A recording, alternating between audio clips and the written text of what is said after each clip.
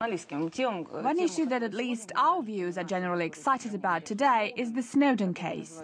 A man who is now being dubbed a second Assange has exposed total surveillance practices employed by the American government. There are two sides to this story. On the one hand, that was classified information, which makes this man a traitor. But on the other hand, the information he has leaked is of crucial importance, primarily for the American public and for the world in general. What do you think of that? He told us nothing we didn't know before. I think everybody has long been aware that signals intelligence is about surveillance of individuals and organizations. It's becoming a global phenomenon in the context of combating international terrorism, and such methods are generally practicable. The question is how well those security agencies are controlled by the public.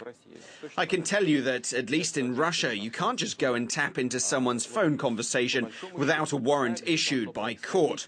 That's more or less the way a civilized society should go about fighting terrorism with modern-day technology.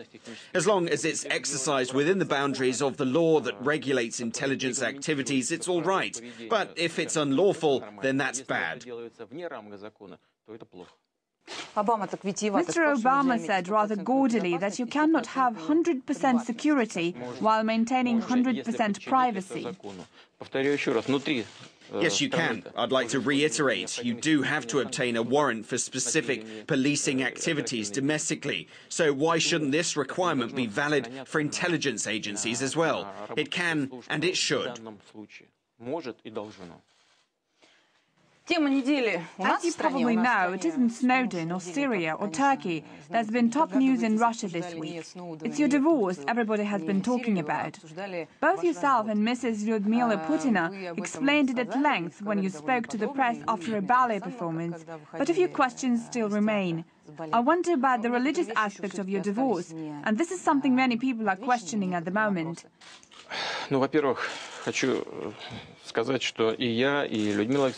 First of all, I can tell you that Lyudmila and myself agree that it's much more appropriate to be open about our actual state of relations than try to keep it secret. That's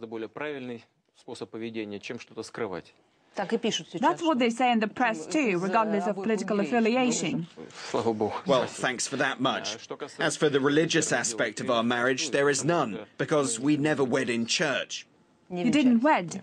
No. Thank you. Salam Adil is Deputy Editor-in-Chief with RT Arabic. Salam, you have the microphone.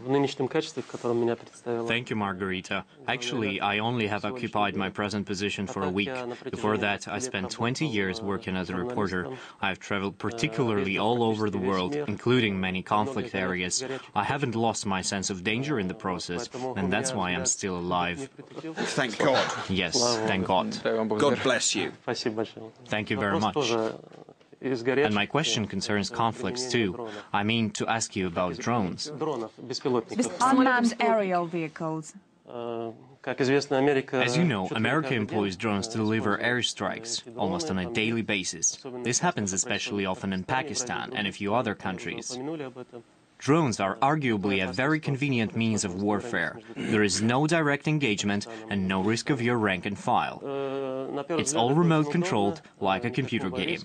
However, this is something we see in the news almost every day. This kind of warfare is fought with massive casualties among civilians. So, on one hand, drones are efficient in combat, but on the other hand, we're all aware of the collateral damage. The public in many countries have found this shocking, and there has already been a motion for imposing an international ban on using drones. I would like to ask you about Russia's attitude on the issue. Thank you. Gunpowder was originally invented in China, and no one's managed to keep it from spreading ever since. Then came nuclear arms, and they also started to spread. Modern means of warfare keep evolving, and they always will. I doubt if it's possible to simply ban it all, but you certainly can and should introduce certain rules and exercise control. I'm sure the United States does not target civilians on purpose, and the drone operations you have mentioned are people too, and I think they understand all these things. But you still need to combat terrorism. I know they're currently debating this issue in the United States, and a notion is being advocated increasingly often within the UN framework that you need to put drones under control. You need to lay out certain rules of engagement in order to prevent or minimize collateral casualties. It's extremely important. I don't know whether our Western counterparts will choose this option, but I would suggest it would be in their best interest. However, there are other threats too. For example, they are presently debating the option of using non-nuclear ballistic missiles in the United States. Can you imagine how potentially dangerous that is? What if such a missile were to launch from somewhere in the middle of an ocean and get spotted by a nuclear power's early warning system? How should that nuclear power react to a missile coming its way? How are they supposed to know whether this missile comes with a nuclear warhead or not? What if the missile impacts right next to its border or inside its territory?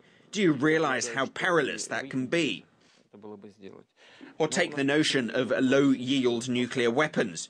Do you realize how badly that can blur the very boundaries of using nuclear arms, or how low the threshold might sink for authorizing such a strike? Can you imagine the possible implications? Where are the limits for lowering that threshold, and who's setting them? There are many threats in the world of today, and there is only one way to address them efficiently. That is, working together within the boundaries of international law. And now I would like to give the floor to Peter Lavelle, who is the presenter of one of our most popular shows, Crosstalk. Peter has worked with RT since its very beginning. He will be speaking in English, and I will translate the question for you. Thank you, Mr. President. My question will be very short here. It seems like we live in the age of opposition. And when we have the Arab Spring, we heard about Europe and the crisis there, and the Occupy movement in the United States, which RT did an excellent job in covering. But what about the opposition in Russia? Public opinion polls show it's very small, not much support. What kind of opposition would you like to challenge you, okay? And the role of Mr. Kudrin. Shall I translate it for you? No. Well, opposition can be useful. You just mentioned Occupy Wall Street. At a certain point, we saw the police cracking down on the Occupy Wall Street activists. I won't call the actions of police appropriate or inappropriate. My point is that every opposition movement is good and useful if it acts within law. If they don't like the law, they should use democratic means to change those laws. They should persuade voters to join them. They should get elected into legislatures so that they can have a chance to change the law. This is the way to change things on the ground. If there are people who act outside the law, then the state must use legal means to impose law in the interests of the majority. That's the way it's done in the US, and that's the way it's done in Russia. Truth be told, we're criticized for that, but when the same thing happens in the US, it's considered to be normal. Never mind that it is double standards, we have got accustomed to this and pay little attention to it. When it happens in the US, RT grills America. You do the right thing. Everyone must be treated in the same fashion because these two situations are identical. The only difference is that our diplomatic missions don't actively cooperate with Occupy Wall Street, and your diplomatic missions work together and directly support Russian opposition. I think this is wrong because diplomatic missions must forge ties between states and not meddle in their domestic politics. Getting back